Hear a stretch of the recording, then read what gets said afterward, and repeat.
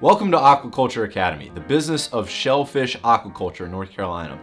You're in the right place if you want to start a shellfish farm, become a dynamic part of the North Carolina seafood industry, or simply promote the future of sustainable seafood. Hi, I'm Judd Watkins, owner of Wrightsville Beach Brewery, and an active supporter of the North Carolina oyster economy. I'll be serving as your host as we work our way through this informative video series. Joining me along the way is going to be my friend Jay Kent, charter boat captain and commercial fisherman. We'll also meet Connor McNair, oyster farmer and owner of NC Oyster Company. Jay will be exploring the possibility of starting his very own oyster farm. Together we'll be exploring oyster aquaculture, including how to site and lease a location, select equipment, project startup and operating costs, grow and harvest shellfish, and market and distribute the product. We'll also be providing a summary of the resources available to you. You'll hear from new and experienced growers, educators, equipment providers, business advisors, and fisheries experts. You'll get the big picture of aquaculture in North Carolina from legislators, economic developers, and thought leaders on the coastal environment. We'll be stopping by the North Carolina Oyster Summit in Raleigh, the North Carolina Aquaculture Development Conference in Morehead City. We'll be visiting an oyster farm and get a live demonstration on site. We'll also explore seafood safety requirements during a restaurant walkthrough with a seafood safety inspector. So let's get started. We'll be stopping at the North Carolina Aquaculture Development Conference for an introduction to mariculture from Chuck Wyrick with North Carolina Sea Grant. We'll also learn about oyster sighting from Troy Alphin with UNCW. Finally, we'll hear about the ins and outs of the process from Mike Graven with the North Carolina Division of Marine Fisheries.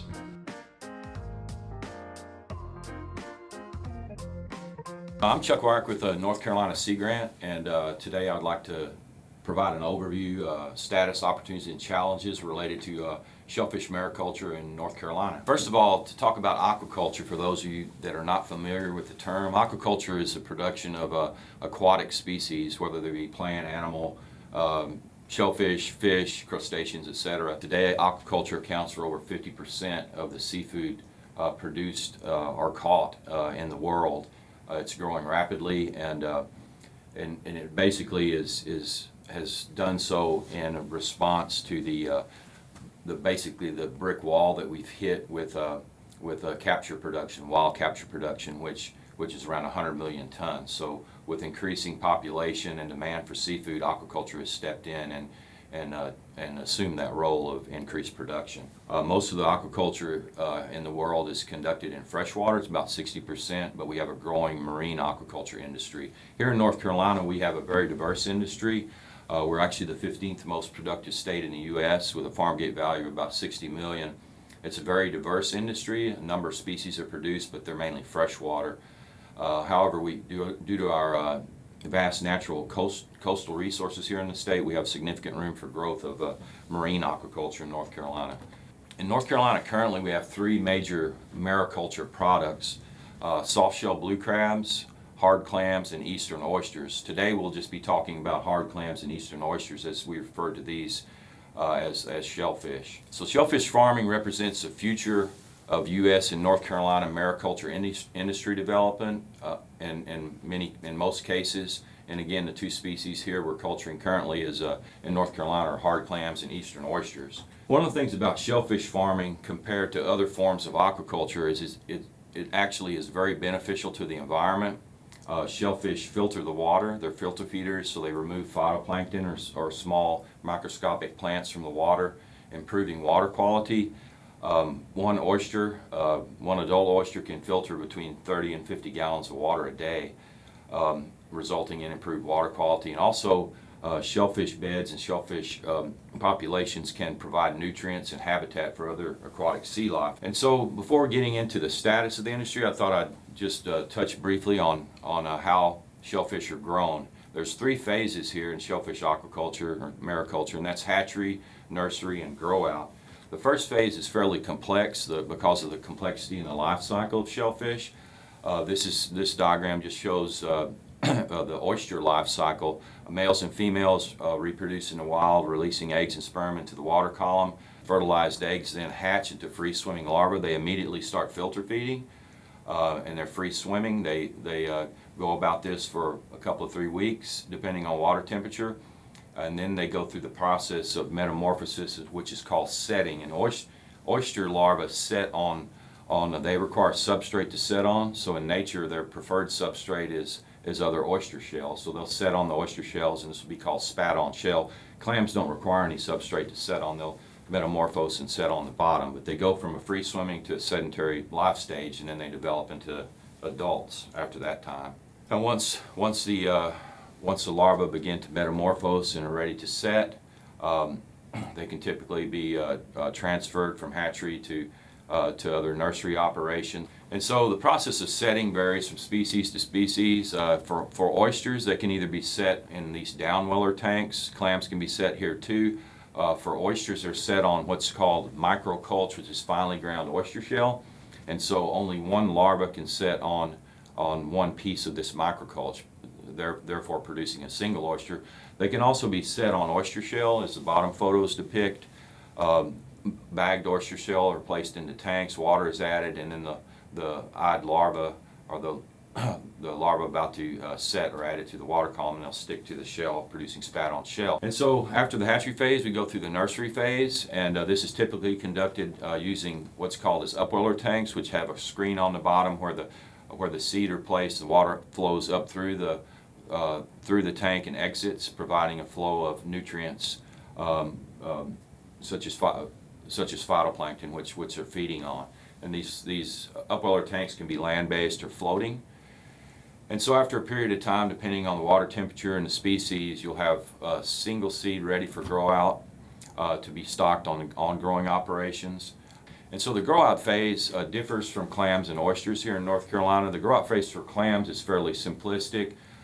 Clam seed are stocked directly on the bottom, and then a protective netting is placed over the bottom to keep out predators such as crabs, skates, and rays. And after about, here in North Carolina, it takes anywhere from 2 to almost 4 years to produce a market-ready clam, depending on the size of clam that's wished for the market. For oysters, the traditional method is to grow oysters on the bottom as Mother Nature intended, basically spat-on shell. The shells that were set with oyster larvae are placed or planted on the bottom. After they grow out, again, this depends on the water temperature, but basically 1 to 3 years to produce a market-ready oyster. What we're seeing here in North Carolina recently is expansion of the water column production method. This water column oyster culture is gaining in popularity here in North Carolina because it produces a high-quality single oyster suitable for the half-shell market. So water column farming of oysters is very labor-intensive. There's several activities involved, a lot of sorting and grading as the oysters grow. Another activity is repairing and cleaning the gear. This takes quite a bit of time. There are also a lot of labor involved, not just sorting, grading, and repairing and mending gear, but also harvesting oysters, getting them ready for market. And so what we have here, after all of this hard work, is a premium North Carolina grown oyster. As far as the industry status here in North Carolina, I want to touch on this briefly.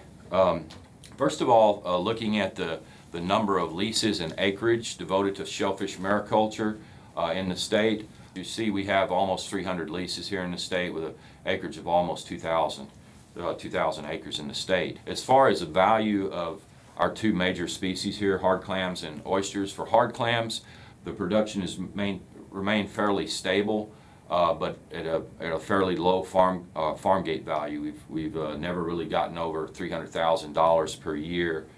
However, when you look at oysters they're a different story here. We're starting to see increased production of oysters. In fact, right now our farm gate value is right about the same as our wild harvest. We broke $100 million farm gate value in 2016, and without the results yet from November and December 2017, where the reported value is already up to almost $2 million. So production's increasing, the farm gate value is increasing as well. As far as opportunities for shellfish mariculture in North Carolina, I want to touch on this briefly. We see in North Carolina the market for farm shellfish, it remains strong and it's growing, especially for oysters. We have product branding in place in many cases where the where the farm names its oyster. A lot of times they're place names, whatever sound or whatever body of water the oysters are grown in, and there's significant potential for market development for shellfish in the state. In fact, we see oysters, especially with the case of oysters. Oysters are like wine, basically. They take on the flavor of where they're grown at, whether it be salinity or the different types of phytoplankton in the water, etc. So oysters can be salty, they can be sweet, a lot of different variation flavors, and this is what chefs and oyster aficionados really like. And what we see here in North Carolina as far as the expansion of the industry, really there's a really large area that's been untapped right now, and that's the Pamlico Sound, especially the western Pamlico Sound.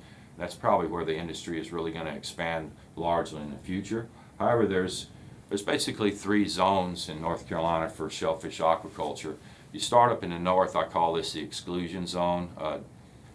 Anything up above Dare County, basically this is the waters are too fresh and they're closed for shellfish farming.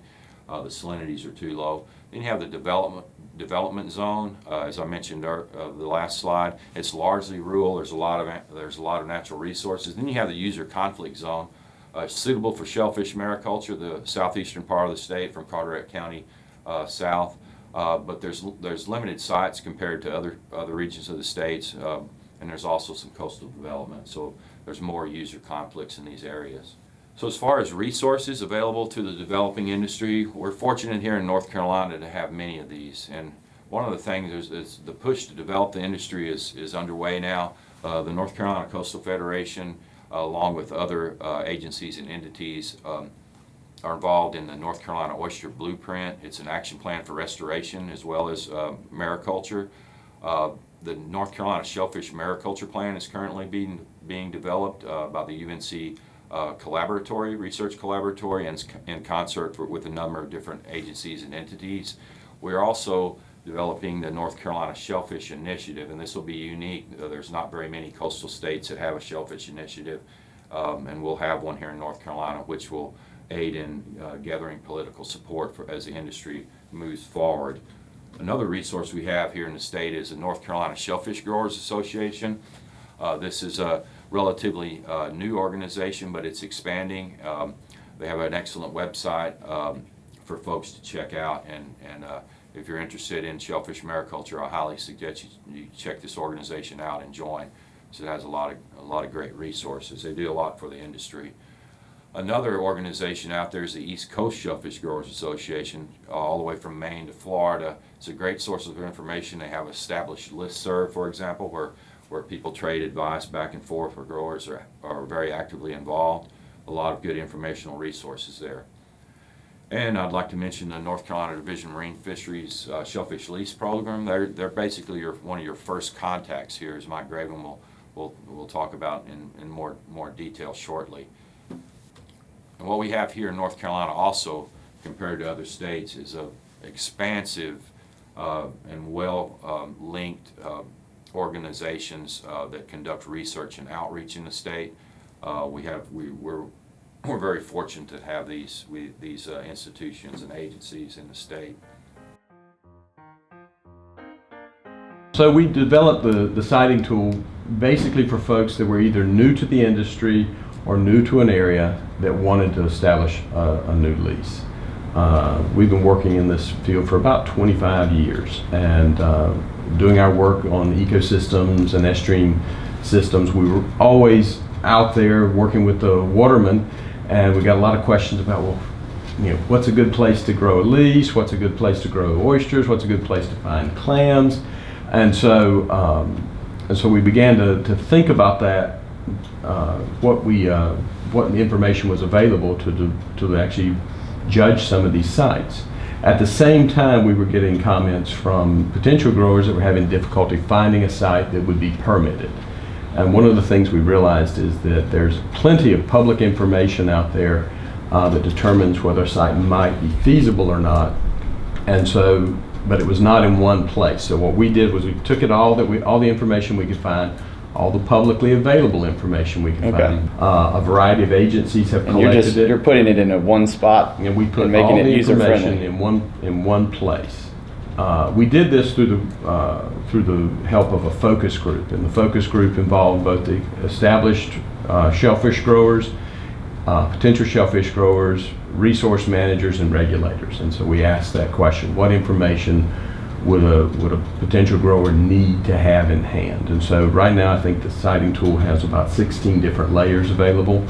Word of warning: you can get on there, you can turn them all on, you can turn them all off. If you turn them all on, you won't be able to tell anything, right? So you have to go at it from the perspective of answering a question.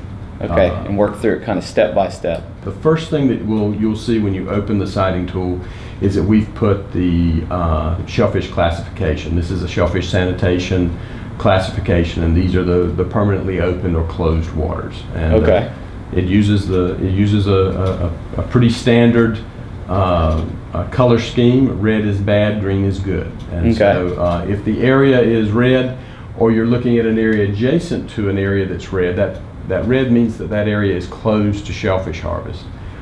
You want to give yourself as much of a buffer as possible, so I would stay as far away from those areas that are already closed as you possibly can. Keep in mind the state reviews shellfish water classifications every few years, and if they have to make an adjustment, you don't want to be so close to a permanently closed area that your area is closed. Just because you have an operation in that area doesn't mean they will not close the area. They are tasked for the public safety, and so they will close it if they have to. So if you were looking at the sighting tool, right after Hurricane Florence, where we had 30 plus inches, that would not be a great indication. That's a great question. The sighting tool only shows permanent classifications. It does not show the temporary proclamations. And that's a great question. You're responsible for looking at your sites and getting those proclamations. We do have a series of additional layers that are under development. We're constantly changing the sighting tool, and so one of those layers that has been recommended to us would be number of days that an area is temporarily closed out of the last 180. And so we've got students working on development of that layer.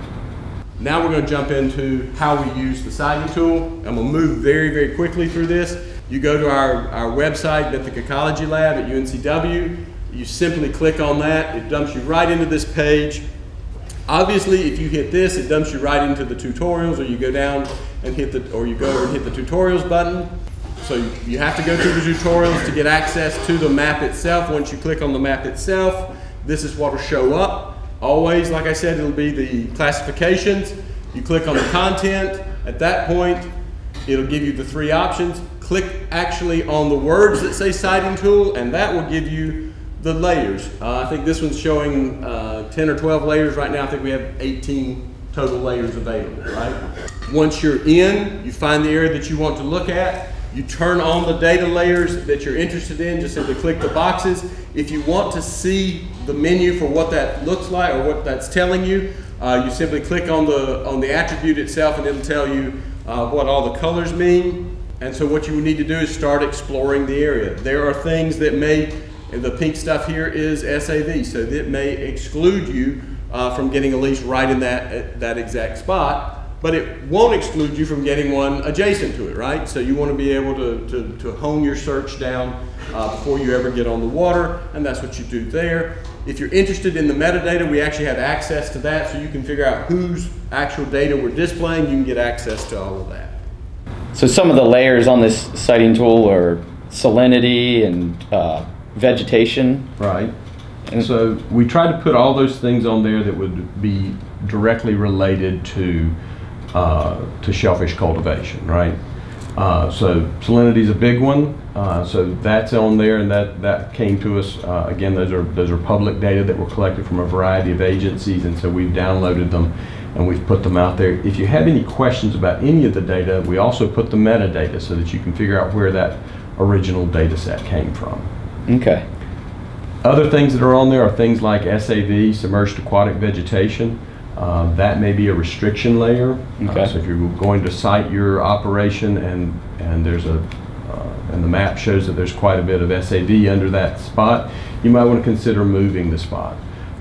That's a critical habitat that's under protection, and so While a single sprig of SAV may not prohibit you from getting a lease, you want to reduce the amount of SAV either in your lease or adjacent to your potential lease. Okay. There's a couple other layers that you probably want to look at before you make your application. You want to look at adjacent managed lands. Okay. That's a layer that's on the siting tool. You want to look at actually who owns that adjacent property.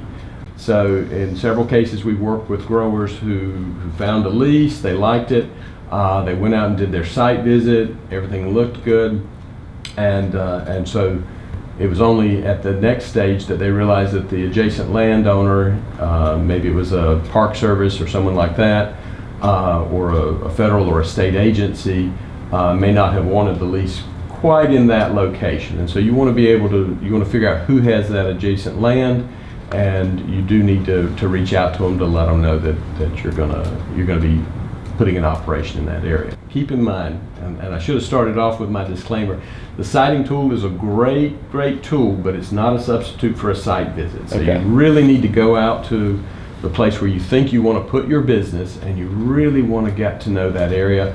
A lot of potential growers will go out and they'll look at a potential site, especially if it's a shallow water site, and they'll check it themselves. They'll see if there's any hard go out times on the side. They'll Yeah. look for oyster beds. Sometimes the mapping misses some of those resources, and so you want to make sure that you know what's on that site. So you kind of start with the sighting tool and get your idea of where you possibly want to go, but then it always makes sense to go out there and physically Absolutely. maybe go out at low tide in the winter when the water's clear and really check it out thoroughly. The other thing you want to do is you know, if you've got the time, depending on how well you've planned ahead, you want to go out there multiple times, right? You may go out on any given day and there's no one on the site.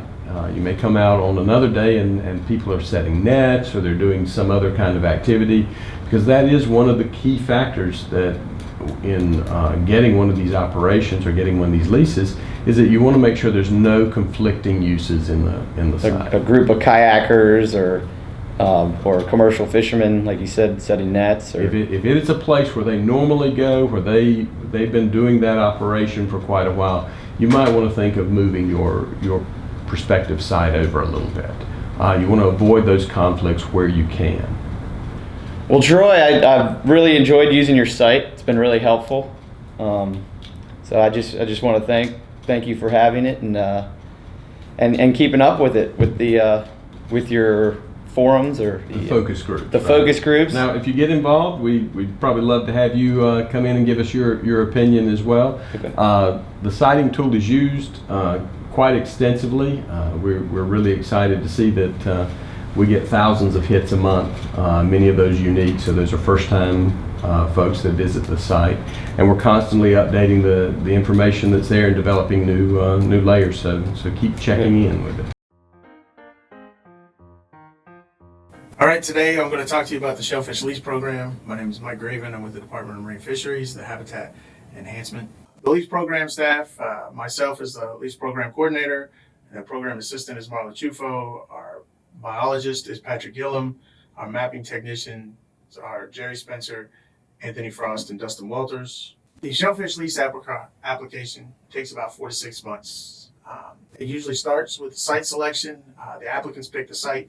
There are no designated areas. We get phone calls quite frequently about where is a good place to grow. What we do is refer you to the website where Dr. Troy Alphen, there's a link to his siting tool that UNCW Wilmington has put together. You can complete and submit your application along with the application fee.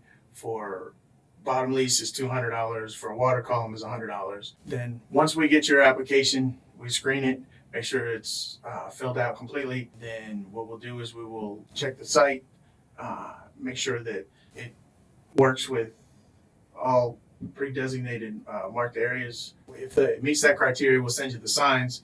And then once you get your signs posted, we will come out and do a formal investigation. From there, we will send your investigation for an internal review.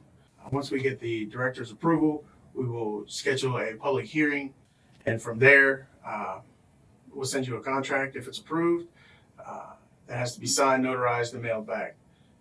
Once it's mailed back, the director will sign it, and that's when your lease will become effective. Different types of leases. You have two basics: shellfish bottom lease and a water column amendment. Shellfish bottom lease is on or within 18 inches off the bottom. You can't have cages on a bottom lease that are up to 18 inches. The other thing we have is the water column amendment: devices or equipment not resting on the bottom or extending more than 18 inches off the bottom. If you apply for a water column amendment, you have to have an existing bottom lease, or you have to apply for the bottom lease in that particular area. Lease standards: you need to be a North Carolina resident. Area must not contain a natural shellfish bed. That's considered 10 bushels per acre. It's suitable for culture and harvest of shellfish in commercial quantities. It has to be compatible with other uses: navigation, fishing, recreation. 100-foot developed shoreline setback. Anything inside of 100 foot of a developed shoreline requires riparian permission. That form is also in your application. Riparian permission is basically whoever the landowner is that you may be encroaching on. Individual lease is at a minimum a half acre and a maximum of 10 acres. Any one person or entity can have no more than 50 acres. Marking requirements: each corner should be marked with stakes or wood or plastic 4 inches or less in diameter. Anything more than that, you're going to need a CAMA major permit. Each corner should have the lease number and the leaseholder. Water column leases should be marked by anchoring 2 yellow buoys, or some folks will use reflective yellow tape. It's unlawful to exclude the public from allowable public trust use of navigable waters on leases.